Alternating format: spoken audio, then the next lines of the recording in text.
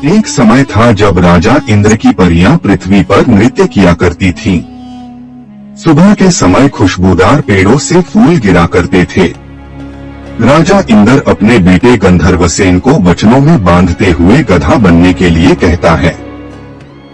गंधर्वसेन का जन्म लाखा कुम्हार की गधी से होता है। वह कुछ ही समय में बड़ा हो जाता है और रात के आधे पहर के समय लाखा कुम्हार को आवाज लगाता है कि वह अपनी पैपावती नगरी के राजा को जाकर कहे कि वह अपनी लड़की पांडे बाई का विवाह उससे कर दे।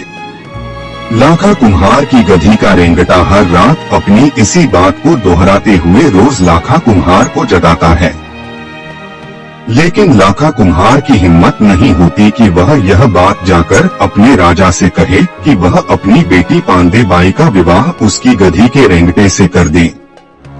ऐसी गलती करने पर निश्चय ही राजा उसे कड़ी से कड़ी सजा देगा, वह उसकी खाल उतरवा देगा, वह उसे नगर के बाहर भी निकाल देगा। परेशान होकर लाखा कुम्हार अपनी पत्नी से गांव छोड़कर चलने को कहता है। लाखा अपने घर का सारा सामान गधों पर लाद कर घने जंगल को पार करते हुए निकल जाता है। रास्ते में उसे गांव के लोग मिलते हैं। वे अचंभित हो उससे उसके गांव छोड़कर जाने का कारण पूछते हैं। वे कहते हैं, अरे लाखा, ऐसा क्या दुख पड़ गया, क्या विपदा आ गई, ऐसी क्या बात हो गई जो तू गांव छोड़कर जा रहा है? अगर तू चला गया तो हम अकेले यहाँ रहकर क्या करेंगे? हम तेरे बिना किससे मटकी और मिट्टी के बर्तन लाएंगे? वे उसे वापस गांव लौटने के लिए कहते हैं। पंच पटेलों का निवेदन सुनकर लाखा इस बात पर वापस गांव चलने को राजी होता है, लेकिन उन्हें एक रात उसके घर बितानी पड़ेगी, जिसके लिए वे तुरंत तैयार हो जाते हैं। आधी रात का जब पहर होता है तो गधी का रेंगटा लाखा को वही आवाज लगाता है कि वह जाकर अपने राजा से कहे कि वह अपनी बेटी का विवाह उससे कर दे। पंच पटेल रेंगटे की मांग को सुनकर स्तब्ध रह जाते हैं। उनकी हिम्मत नहीं होती कि वे यह बात राजा को किसी तरह कह दें, इसलिए वे भी लाखा के साथ गांव छोड़कर जाने का निर्णय करते हैं। सभी गांव छोड़कर चल देते हैं। यह बात राजा पैप सिंह को उसके महल में मालूम हो जाती है तो वह अपने घोड़े पर बैठकर गांव वालों के समक्ष आता है और उनके जाने का कारण पूछता है। अरे बस्ती के लोगों, ऐसी क्या बात हो गई जो तुम गांव छोड़कर जा रहे हो? तुम्हारे बिना मैं किस पर राज करूंगा और कैसे इस नगर का राजा कहलाऊंगा? गांव वाले जवाब देते हैं कि वह इसका कारण लाखा से पूछे। राजा जब लाखा की ओर देखता है तो वह ढरोने लगता है और कहता है कि कारण जानने के लिए राजा खुद उसके घर एक रात सोकर देखे। गांव वाले भी कहते हैं कि अगर राजा एक रात बिताने के लिए राजी हो जाएं, तो वे भी वापस गांव लौट जाएंगे। राजा उनकी बात मान लेता है। आधी रात होती है और गधी का रेंगटा लाखा को वही आवाज लगाता है कि वह महल में जाकर राजा को कहे कि वह उसकी बेटी पांडे का विवाह उससे कर दे। राजा पैप सिंह यह बात सुन लेता है। यह सुनकर वह अचंभित रह जाता है कि गधी के रेंगटे का विवाह वह अपनी बेटी से कैसे करा सकता है। राजा उनकी बात मान लेता है। संकट से बचने के लिए वह एक शर्त रखता है कि अगर गधी का रेंगटा उसकी नगरी का परकोटा एक रात में पीतल तांबे का खिंचवा दे तो वह उसका विवाह अपनी बेटी से कर देगा। यह कहकर राजा अपने महल को लौट जाता है। पीछे से लाखा का दिल घबराने लग जाता है। शर्त सुनकर रेंगटे के भी कान खड़े हो जाते हैं। वह लाखा से कहता है कि वह उसकी पीठ पर दोनों तरफ थैले लटका दे, एक में पीली मिट्टी भर दे और दूसरी में काली मिट्टी भर दे। इसके पश्चात वह उसे नगरी का फेरा लगवा दे। विवश हो लाखा उसकी बात मानते हुए नगरी का फेरा लगवा देता है। एक रात में परकोटा तांबे पीतल का हो जाता है। सूरज उगते ही महल में राजा को जैसे ही यह खबर लगती है, उसका दिल घबरा जाता है। वह अपनी रानी से कहता कि उसे अपने वचन को निभाने के लिए अपनी बेटी की शादी गधी के रेंगटे से करनी पड़ेगी। लेकिन शादी के बाद वह रेंगटे को महल में ही घर जमवाई बनाकर रख लेगा। वह अपने नाई को बुलाकर उसके हाथ लाखा कुम्हार के यहाँ लग्न भिजवा देता है। लग्न आते देख लाखा गांव वालों को आवाज लगाता है कि वे उसके घर आकर लग्न झिला जाएं। यह सब कार्य बड़ी शोभा से हो जाता है। लाखा बारात ले जाने की तैयारी में जुट जाता है। वह बिना किसी बैंड बाजे के बारात को लेकर चल देता है। लाड़ा रेंगटा बारात में नाचते हुए लोगों पर रुपए लुटाता चलता है। बारात जब राजा के यहाँ पहुँचती है तो महल में से उतरकर घर की महिलाएं तोरण द्वार पर मंगल गीत गाती हुई आती हैं और दूल्हे का स्वागत करती हैं। रानी आरती करती है। दोनों के गठजोड़ा जोड़कर पंडित उनके फेरे लगवाता है। पहले फेरे में राजा रानी अन्न का दान करते हैं, दूसरे में छल्ला अंगूठी, तीसरे में 5 बर्तन, चौथे में 5 कपड़े, 5वें में सोने का दान, छठे में गजेकिया हाथी और घर के देवताओं का दान और 7वें में गौ माता का दान करते हैं। फेरे लगने के बाद बारात लौटने की तैयारी करती है। विदाई में महिलाएं गाली गीत गाती हैं। मालिन फूलों के हार बनाकर लाती है। पहली माला गणेश जी को अर्पण की जाती है, दूसरी लाखा ब्याई को और तीसरी अपने नए जमवाई साहब को पहनाई जाती है। बारात लौट जाती है, लेकिन बेटी और जमवाई को महल में ही रोक लिया जाता है। उन्हें महल के तलघर में खर्चा पानी देकर रहने के लिए अकेला छोड़ दिया। तलघर में खर्चा पानी देकर रहने के लिए अकेला छोड़ दिया जाता है। जब दिन ढलने के बाद रात होती है तो रेंगटा गंधर्वसेन बन जाता है। हर रात को वह मनुष्य देह में तब्दील हो जाता है और सुबह होते ही वापस गधा बन जाता है। कुछ समय पश्चात पांडे गर्भवती हो जाती है।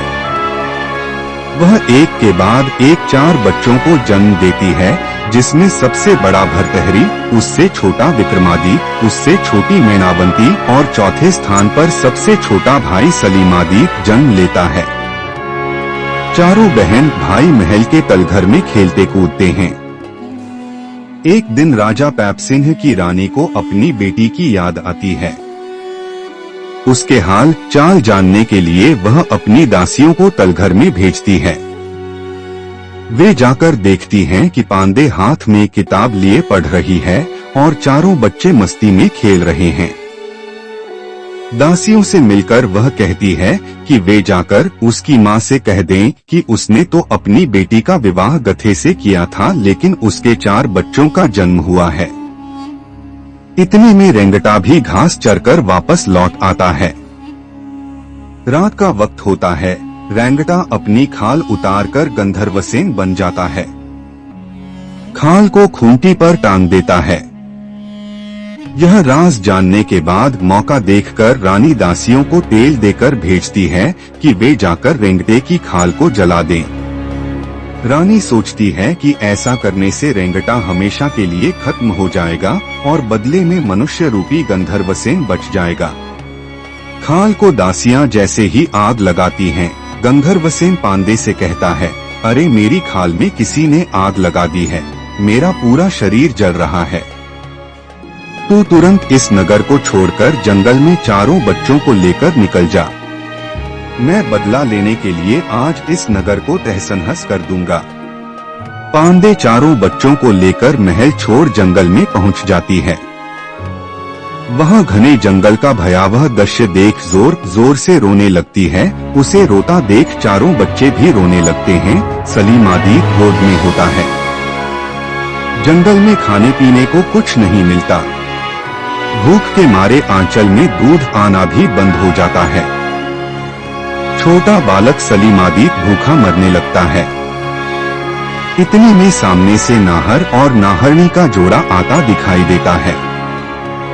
भर्तहरी अपनी माँ से कहता है कि नाहर नाहरनी उन सब का शिकार कर खा जाएंगे, इसलिए वह छोटे भाई को वहाँ छोड़कर आगे चले जाएं।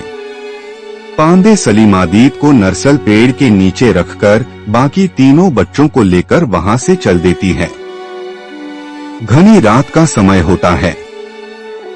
आगे चलकर वे ढोबा प्याड़ पर पहुंचते हैं। रात का पहरा लगाने के लिए पहले पहर में विक्रमादित्य जागता है।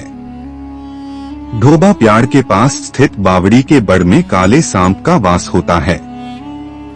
विक्रम आदित्य को बड़ के पेड़ में चकवा चकवी दिखाई देते हैं।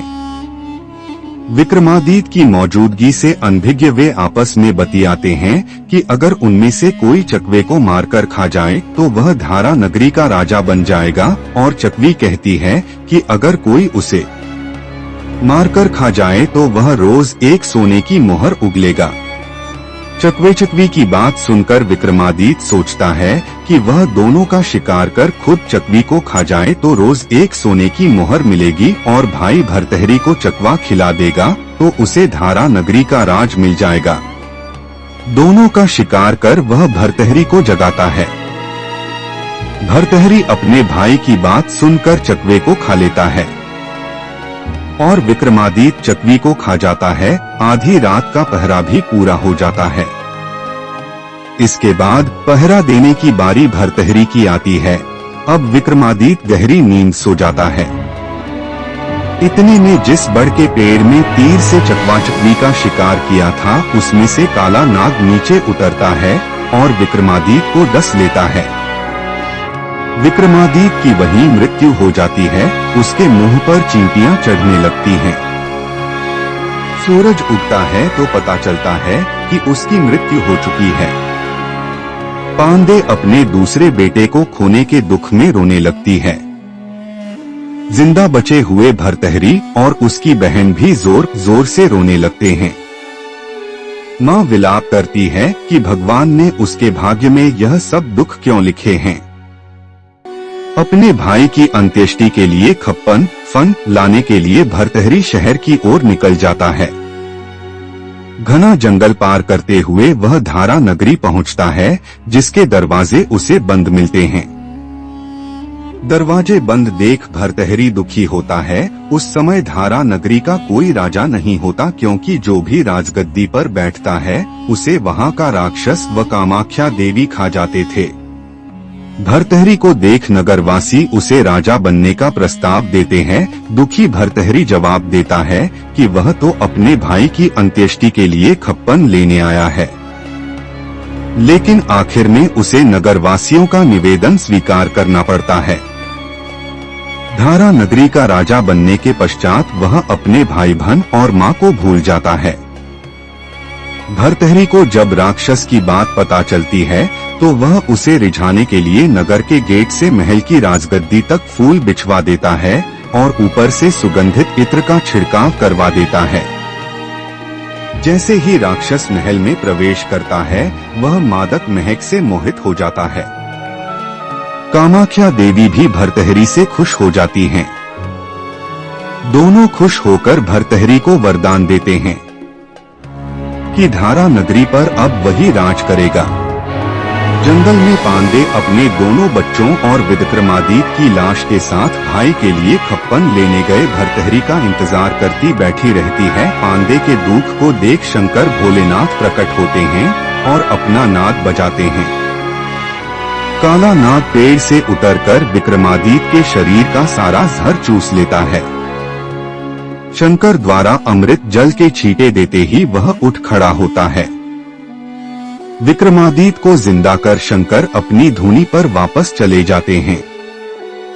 एक दिन धारा नगरी में चोरी हो जाती है, जिसमें डकैत गायों को चोरी करके ले जाते हैं। बस्ती गायों को छुड़ाने के लिए भरतहरी से निवेदन करती है। भरतहरी अपने घोड़े पर सवार हो डकैतों के पास जाता है और देखता है कि डकैत हरी पीली रंगीन जाजमों पर बैठे हुए हैं। उन 1000 डकैतों का सरदार गणपत सिंह भी वहीं बैठा होता है। भरतहरी गणपत सिंह को ललकारते हुए गायों को छोड़ने के लिए कहता है। गणपत सिंह जवाब देता है कि अगर भरतहरी को जान बचानी है तो वह वहां से वापस लौट जाए। दोनों तरफ से युद्ध छिड़ जाता है। गणपत सिंह डकैत को हराकर भरतहरी गायों को छुड़ाकर उसकी बेटी श्यामदे को ब्याह लाता है। भरतहरी श्यामदे को लेकर महल में आ जाता है। श्यामदे महल को देखकर पूछती है कि इतने बड़े महल में क्या वह अकेले ही रहते हैं? अगर उनकी छोटी बहन और भाई होते वह उनका लाड लड़ाती, और अगर उनकी सास होती तो वह उनके पाप दबाती। यह सब सुनकर भरतहरी को अपनी माँ और भाई बहन याद आ जाते हैं। उसे याद आता है कि वह सांप द्वारा डसे अपने भाई को वन में मृत छोड़कर खप्पन लेने आया था। वह अपनी माता व छोटी बहन को जंगल में रोता छोड़कर आया था। भरतहरी को उनकी याद सताने लगती है और वह उनसे मिलने के लिए व्याकुल हो जाता है। वह तुरंत जंगल की ओर लौट जाता है जहां उसने उन्हें आखिरी बार छोड़ा था। जंगल में पहुंचकर वह रोने लगता है।